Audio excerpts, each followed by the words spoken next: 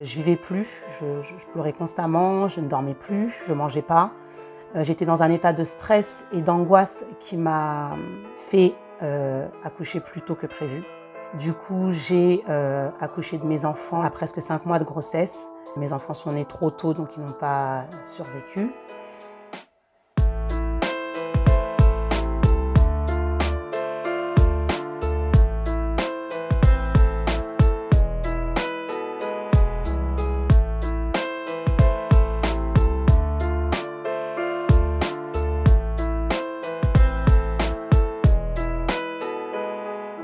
Bonjour, je m'appelle Madame N, conductrice-receveur à la RATP dans le dépôt de Croix-Nivert, Paris 15. J'ai été recrutée à la RATP le 23 novembre 2018 donc il m'est arrivé une histoire un petit peu spéciale, à savoir, j'ai appris que j'étais enceinte début décembre 2018. J'en ai informé ma direction. J'ai appelé mon manager pour lui informer par téléphone que j'étais enceinte d'une grossesse gémellaire. Que j'étais déjà à plus de 3 mois passés et que mon médecin m'avait mis en arrêt maladie. Celui-ci m'a encouragée et m'a félicité par téléphone, m'a fait savoir que j'avais le droit d'être enceinte et que en rien ça ne changeait la suite de ma carrière au sein de la RATP.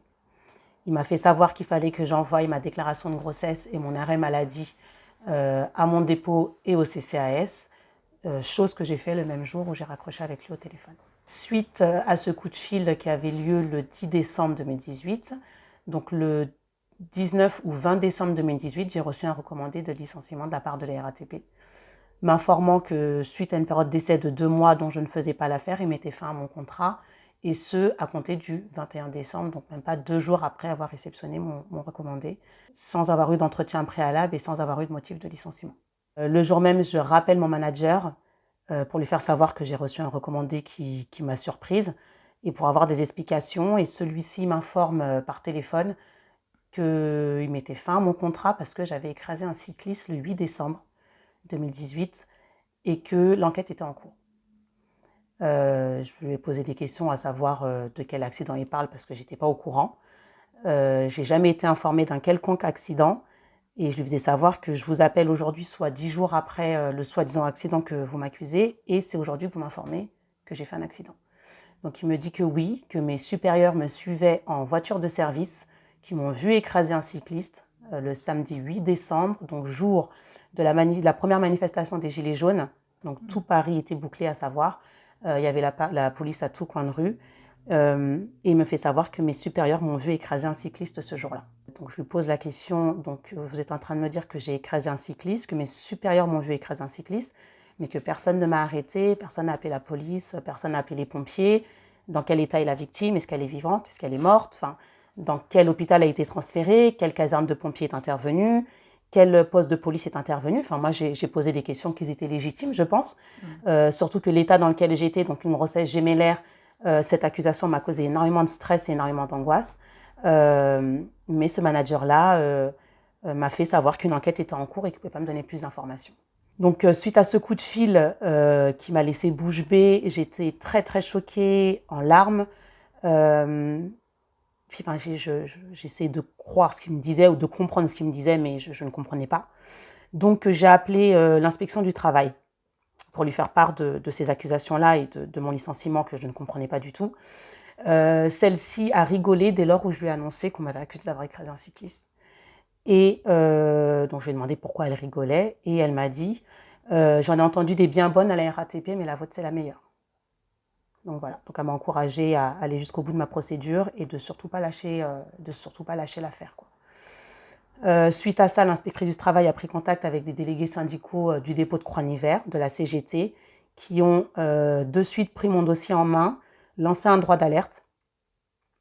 Suite à ce droit d'alerte, la RATP daignait répondre parce que la CGT demandait des informations sur cet accident-là, car elles n'en ont jamais entendu parler, l'inspection du travail non plus, et moi-même du coup non plus, parce que mon manager m'en a parlé au téléphone, mais à aucun moment j'ai été informée de cet accident-là. Donc la RATP ne répondait pas aux demandes de la CGT qui, elle, par la suite, a porté plainte pour avoir ce droit d'alerte-là et pour avoir les informations sur mon dossier. Dès lors où l'inspection du travail a pris contact avec la directrice de mon dépôt pour demander des informations sur ce licenciement et des informations sur ce soi-disant accident que j'aurais causé, la responsable de dépôt ne répondait pas. Et elle a fini par répondre par mail en disant « Effectivement, il y a eu une très grosse erreur de procédure dans le dossier de Madame N, mais que mon manager nie m'avoir porté ces accusations-là par téléphone, car mon état de santé ne lui permettait pas de me dire ce genre de choses. » À savoir que c'est une information que je ne peux pas inventer. Je n'ai pas assez travaillé à la RATP pour savoir comment il fonctionnait, donc c'est quelque chose que je ne peux pas inventer de moi-même. Donc l'inspectrice de travail me transmet le mail et elle m'appelle, elle me dit voilà, ils reconnaissent une grosse erreur de procédure, mais ils maintiennent le licenciement, donc tu vas recevoir un courrier t'informant du motif de ton licenciement et d'une date d'un entretien préalable. Suite à cette intervention-là, de l'inspection du travail, j'ai reçu un courrier donc, qui annulait celui du 19 décembre et qui le remplaçait, dans lequel il était stipulé que j'étais convoquée à un entretien préalable le 17 janvier 2019 à 14h30 pour comme motif conduite dangereuse, accident corporel. Donc, il maintenait le fait que j'avais fait un accident à une tierce personne. Suite à ce deuxième recommandé-là, donc moi j'étais dans un très gros état de stress, très fatiguée parce que je ne dormais plus et je ne mangeais plus. Mon mari était très très inquiet pour moi. J'ai commencé à avoir des contractions dans la nuit du 13 au 14 janvier 2019. Et le 14 janvier 2019, j'ai accouché de mes enfants à presque 5 mois de grossesse, mais qui n'ont pas survécu parce que c'était trop tôt.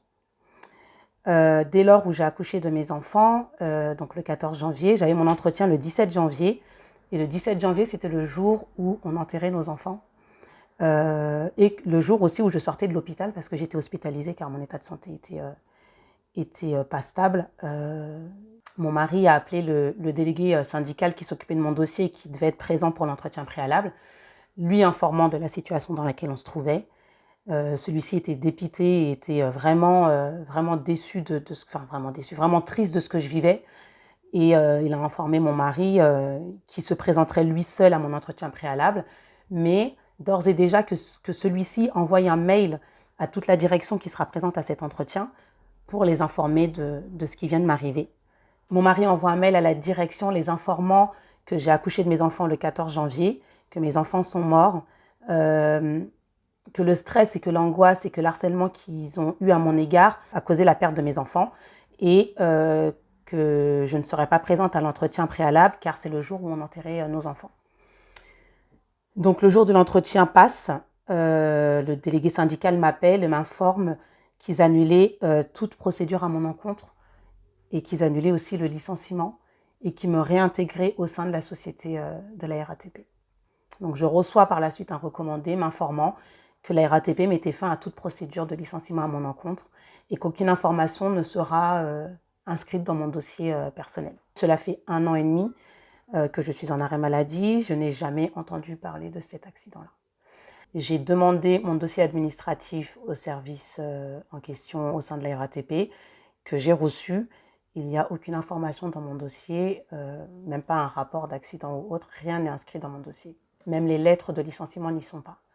Il reste que la dernière lettre où ils estiment qu'ils me réintègrent parce que j'ai perdu mes enfants. Toi, tu as réagi comment à cette proposition de réintégration ? Très mal dans le sens où c'est un droit, c'est le droit des femmes de tomber enceinte, c'est un droit qu'on a, c'est légitime je dirais, si c'est pas nous qui mettons des enfants au monde, personne ne pourrait le faire. On m'a privée de ce droit-là en me détruisant et en détruisant ma famille. Et aujourd'hui qu'on cherche à me réintégrer sous prétexte que mes enfants sont partis, pour moi c'est inadmissible. Leur acte de licenciement a eu des répercussions très très graves sur ma vie personnelle et sur ma vie de famille, à savoir dès le 21 décembre quand j'ai été licenciée au sein de la RATP, j'ai reçu un solde de tout compte avec une attestation d'employeur, une attestation d'ACEDIC et un certificat de travail. Donc je ne faisais vraiment plus partie des effectifs le 21 décembre 2018. Et il faut savoir aussi que dès lors où je faisais plus partie des effectifs, je n'avais plus de mutuelle. C'est-à-dire que tous mes frais d'accouchement, d'hospitalisation, de pompes funèbres, de cercueil, de morgue ou autre, tout était à ma charge, à moi et à ma famille. Alors déjà, qu'on me détruit, qu'on me fait perdre mon travail sur des accusations qui sont fausses, qu'on m'accuse de choses que j'ai pas fait, qu'on me coupe ma mutuelle, qu'on me détruit ma vie sous un mois et qu'on décide de me réintégrer comme ça, la RATP ne peut pas rester impunie.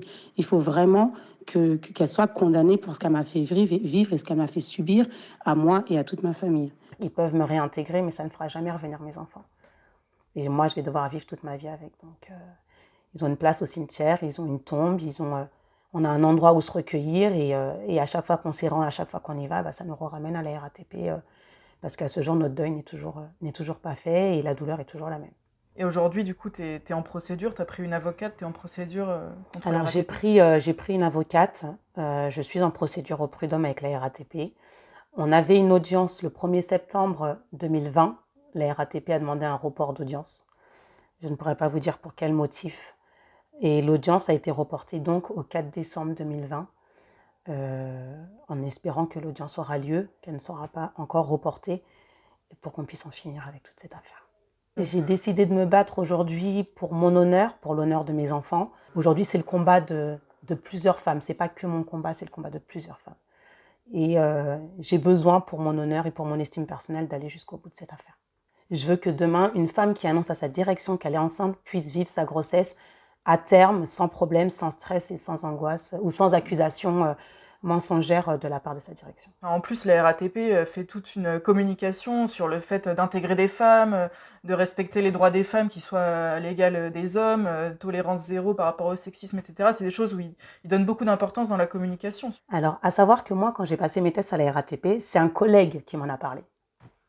Qui m'a dit j'ai passé les tests, je les ai ratés, mais ils cherchent des femmes, passe les tests, vas-y, lance-toi, ça va le faire, t'inquiète pas. Je me suis dit, de toute façon, ça ne me coûte rien. La RATP, c'était un objectif aussi pour moi. Donc, j'ai passé les tests que j'ai réussi haut la main. Et puis, je voyais dans les médias qui mettaient vraiment un point d'honneur à intégrer des femmes, qu'il y avait tout était mis en place pour les femmes, que quand elles étaient enceintes, qu'il y avait des choses ou des congés qui étaient mis en place pour les maris, pour soutenir les femmes dans cette aventure, qu'il y avait des journées de la femme. Donc je me suis vachement renseignée sur la place des femmes au sein de la RATP, mais c'est un autre décor. Quand on y est, c'est un autre décor. C'est pas du tout les valeurs que prône la RATP, c'est pas du tout les valeurs réelles en fait. En tout cas, moi, ce que j'ai vécu et ce qu'ont vécu les témoignages des femmes que j'ai sont vraiment contradictoires avec les valeurs de la RATP. Alors aujourd'hui, c'est un combat que je mène, mais c'est un combat qu'on mène, à savoir que suite à mon témoignage et suite à mon article, d'autres femmes se sont accrochées à ce témoignage-là et ont décidé de délier les langues en fait, donc ont décidé de raconter aussi leur témoignage.